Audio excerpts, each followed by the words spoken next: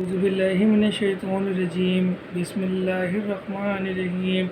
ان الذین کفروا بآیاتنا سوف نصلیہم نارا کلما نضجت جلودہم بدلناہم جلودا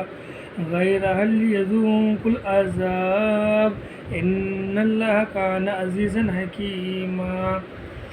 جن لوگوں نے ہماری آیتوں سے کفر کیا انہیں ہم یقیناً آگ میں ڈال دیں گے۔ جب ان کی کھالیں پک جائیں گی ہم ان کے سوا اور کھالیں بدل دیں گے تاکہ وہ عذاب چکھتے رہیں۔ یقیناً اللہ تعالیٰ غالب اور حکمت والا ہے۔ یہاں اللہ تعالیٰ ہمارے نبی صلی اللہ تعالیٰ علیہ وسلم سے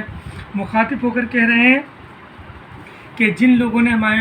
ہماری آیتوں کا انکار کیا ہے، اس کی نافرمانی کی ہے اور اس کو ماننے سے منع کر دیا، انکار کر دیا، تو ہم انہیں آگ میں ڈالیں گے، یعنی کہ دوزخ میں، جہنم میں ڈالیں گے، اور جب جہنم کی آگ ان کی کھالوں کو جھلسا دے گی، جلا دے گی، تو ہم پھر ان کی کھالوں کو دوبارہ نئے سرے سے ان کے جسم پر چڑھا دیں گے۔ اور مفسرین کے نزدیک یہ بتایا جاتا ہے ہمیں ان کے ذریعے سے کہ یہ کھال کا رد و بدل ہونا، تبدیل ہونا، یہ عمل پروسیس جو ہے یہ دن میں تقریباً 70,000 مرتبہ ہوگا۔ 70,000 مرتبہ کہ کھال جلے گی، پھر نئی کھال آئے گی، پھر کھال جلے گی اور پھر نئی کھال آئے گی۔ اور اس کے نزدیک یہ بات بھی ہے ہمارے مفسرین کے کہ یہ کھال کی موٹائی اتنی ہوگی کہ مثال سمجھ لو کہ یہ کان کے لو سے پیچھے گدی تک یہ جتنا فاصلہ بن رہا ہے اتنی موٹی تہ بنے گی یہ کھالوں کی، جو ہمارے جسم پر چڑھائی جائے گی۔ اور یہ کھال جب آگ سے جھلس جائے گی تو پھر نئی کھال آئے گی۔ اس آیت سے ہمیں یہ ثابت ہوتا ہے، یہ ثبوت ملتا ہے کہ اللہ تعالیٰ جو جہنم میں ہمیں ڈالیں گے، جہنم میں جن کو سزائیں ملیں گی، تو وہ اس جسم کے ساتھ سزا کو بھگتیں گے، اس مٹی کے جسم کے ساتھ، نہ کہ سزا کا تعلق روح سے ہوگا۔ اگر روح سے ہوتا تو روح تو کھال نہیں رکھتی اپنے جسم پر، روح تو نور کی ہے، اس کا جسم جو ہے مٹی سے پاک ہے، اس کھال سے پاک ہے۔ لیکن یہ آیت ہمیں واضح طور پر بتا رہی ہے کہ کھال ان کی جل جائے گی اور پھر دوبارہ تبدیل کر دی جائے گی۔ تو اس سے یہ یقین ہوا کہ یہ کھال جو ہے یہ اس جسم کے ساتھ ہے، اور ہمیں جو سزا ملے گی وہ اس جسم، اس باڈی کے ساتھ ملے گی، نہ کہ روح کو سزا ملے گی۔ اس آیت سے یہ ثابت ہوتا ہے۔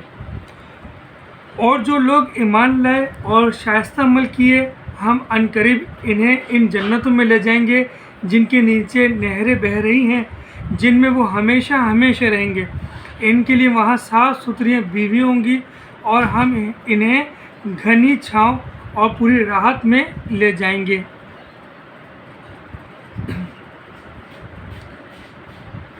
اللہ تعالیٰ اب اس کا الٹ بتا رہے ہیں، اس کی ضد بتا رہے ہیں کہ جنہوں نے ہماری آیاتوں کو مانا، اس کے اوپر ایمان لے کر آئے، اس کے اوپر عمل کیا، اچھے کام کیے، شائستگی کے جو ہے عمل کو اپنایا، اور جو نبی صلی اللہ علیہ وسلم کی سنت تھی، جو اللہ کے احکام تھے، ان کو پورے کیے، تو اللہ تعالیٰ پھر ان کو جنت میں داخل کرے گا۔ اور وہ جنت کیسی جگہ ہے کہ جس کے نیچے نہریں بہہ رہی ہیں، اور وہاں وہ ہمیشہ ہمیشہ رہیں گے۔ اور ان کے لیے اس کے لیے ساتھ ساتھ اور کیا انعام ہے؟ جو جنت میں نہریں بہہ رہی ہیں اس کے ساتھ یہ ان کا انعام ہے کہ وہاں ان کے لیے صاف ستھری بیویاں ہوں گی، اور وہ گھنی چھاؤں میں سکون سے رہیں گے۔ گھنی چھاؤں سے مطلب یہی بتایا جاتا ہے کہ وہاں بڑے گھنے گھنے درخت ہوں گے، جو کہ ہمارے اعمال کے ذریعے سے، ہمارے اذکار کے ذریعے سے وہ درخت وہاں لگایا جاتا ہے، اور ان کی छाँव जितनी घनी होगी वो हमारे अमाल के मुताबिक होगी, तो जितनी छाँव होगी घनी हम वहाँ वैसी राहत पाएंगे। और इसके साथ यहाँ कुछ इख्तलाफात, कुछ एतराज़ात आते हैं कि ये जो बीवियाँ हैं, कुछ के नज़दीक ये है कि ये बीवियाँ हूरों से ही मुशाबियत दी गई है, और कुछ के नज़दीक ये बीवियाँ जो ज़ौजियत में दुनिया में आ चुकी हैं वही बीवियाँ अगर उनके आमाल भी नेक और सालेह हैं तो वो वहाँ अपने शौहर के साथ ही जन्नत में होंगी, जब उनके शौहर भी अगरचे जन्नती होंगे। तो कुरान ने बाज़ जगह इस बात को वाज़ेह करार दिया है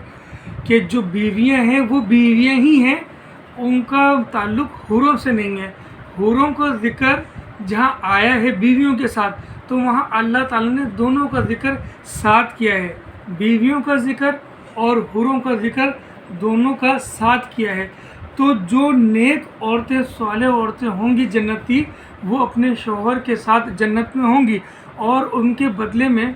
जो हूरें दी जाएंगी जन्नती मर्दों को, वो हूरें भी इनाम में दी जाएंगी उनकी बीवियों के साथ। हाँ, अगर किसी की बीवी जन्नती ना हुई तो फिर उसको अल्लाह ताला सिर्फ हूरों से नवाजेंगे। इन्नल्लाह यअमुरुकुम अन तुअद्दुल अमानाति इला अहलिहा व इज़ा हकमतुम बैनन नासि अन तहकुमु बिल अदल इन्नल्लाह निअम्मा यइज़ुकुम बिही इन्नल्लाह काना समीअन बसीरा।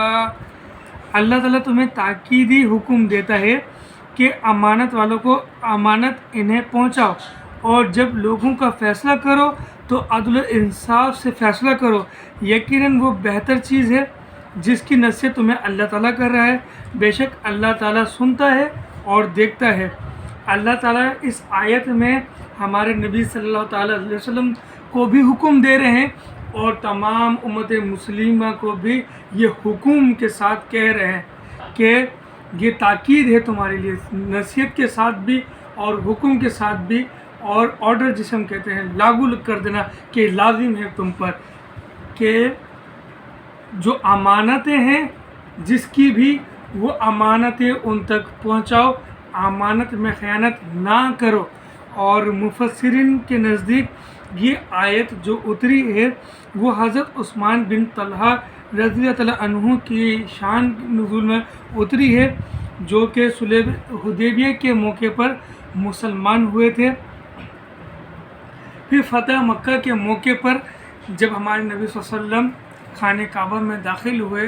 तो उन्होंने वो चाबियाँ हज़रत उस्मान बिन तलहा के हवाले की, क्योंकि जब हमारे नबी सल्लल्लाहु अलैहि वसल्लम का ऐलान नबुव्वत नहीं हुआ था तो उस वक्त वो खाने काबा की चाबियाँ हज़रत उस्मान बिन तलहा के पास ही थी, और उसका सारा जो निज़ाम था खाने काबा का वो हज़रत उस्मान बिन तलहा ही देख रहे थे। फिर जब जंगें हुई तो उस वक्त फिर वो चाबियाँ उनसे ले ली गई थी, और अब जब फ़तह मक्का के मौके पर अब जब सब मुसलमान हो गए हैं तो अल्लाह ताला ने फिर ये यहाँ पर सबको हुक्म दिया है कि जो इसकी जो अमानतें हैं वो अमानतें उनको पहुँचा दो। यानी कि जो उस वक्त मुशरिकीन और कुफार मक्का जिन मुसलमान भाइयों का घर या कोई साजो सामान हथिया चुके थे या कोई अमानत के तौर पर उनके पास रखी हुई थी और वो उसको ज़ब्त कर चुके थे, लौटा नहीं रहे थे, तो आज के दिन ये फ़ैसला अल्लाह की तरफ से होता रहा है कि अब वो उन तक पहुंचा दो। तो और दूसरा अल्लाह ताला उसके साथ क्या हुक्म दे रहा है कि जब तुम फ़ैसला करो तो अदल इंसाफ के साथ करो। जब भी तुमने कोई फ़ैसला करना है तो ये नहीं देखना कि ये मेरा सगा भाई है, या मेरा दोस्त है, ये मेरा बाप है, या ये मेरी माँ है, ये मेरा भाई है, या ये मेरी बहन है। ऐसा हरगिज़ भी नहीं होना चाहिए। जब भी फ़ैसला करो इंसाफ करो, अदल के साथ करो, जो हक़ पर हो उसके हक़ में फ़ैसला करो। फिर चाहे सामने तुम्हारे मुखालिफ تمہارے جو فیصلے کے خلاف ہو تو وہ تمہاری ماں کے خلاف کیوں نہ جا رہا ہو، عدل کرتے وقت، انصاف کرتے وقت اگر تم فیصلہ کر رہے ہو عدل کے ساتھ، تو تمہارے پھر وہ اس فیصلے کے خلاف میں اگرچہ تمہاری ماں تمہارے سامنے ہو، تمہارا باپ تمہارے سامنے ہو، تمہاری بہن، تمہارے بھائی، تمہارے دوست، رشتہ دار، احباب تمہارے سامنے ہوں اور تمہارا یہ فیصلہ ان کے مخالف جا رہا ہے، لیکن تم اپنے رب کو حاضر اور ناظر جان کر اس کے اوپر تم ایمان لاتے ہوئے، یہ عقیدہ رکھتے ہوئے، اس کے احکام کو مانتے ہوئے اس کے حکم کی تعمیل کرو کہ تم ان کے حق میں ان کے مخالف فیصلہ اگر ہوتا ہے تو ہونے دو۔ یہ بات بہت آسان سی ہے، میں اس کو اور واضح کر کے بتانا چاہتا ہوں۔ چھوٹے بچے ہیں تو ظاہر سی بات ہے کچھ باتیں نہیں سمجھ میں آتی اتنی آسانی سے، کہ ابھی ایک بچے نے دیکھا گھر میں کہ ایک طرف خالہ ہے اور ایک طرف ماں ہے، دونوں میں لڑائی ہوئی ہے، اور اس نے اس بات کو دیکھا سمجھتے ہوئے کہ میری ماں اس وقت غلط کر رہی ہے، اور اس وقت یہی بچہ ہے جو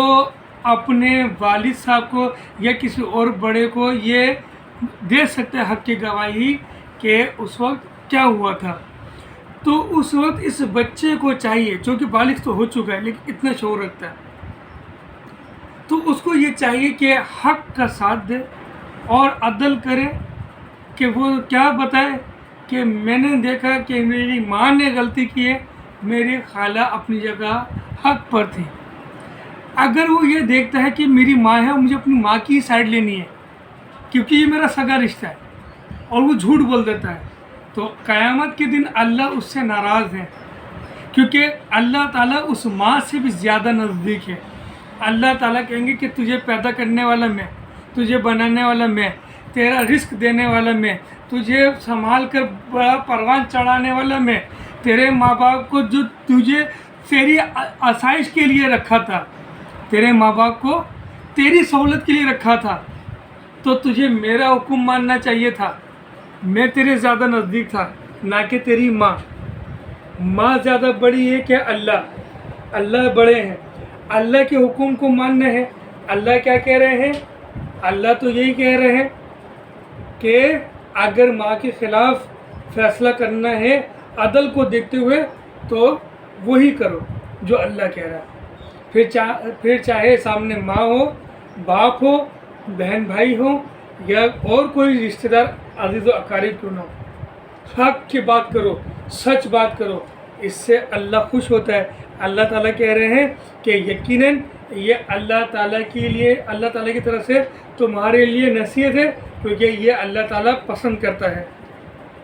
اے ایمان والو، فرما برداری کرو اللہ تعالیٰ کی، اور فرما برداری کرو رسول اللہ صلی اللہ تعالیٰ علیہ وسلم کی، اور تم میں سے اختیار والوں کی، پھر جس نے اللہ اور اس کے رسول کی فرما برداری اختیار کی تو تم ان کی بھی فرما برداری اختیار کرو۔ پھر اگر کسی چیز میں اختلاف کرو تو اسے لوٹاؤ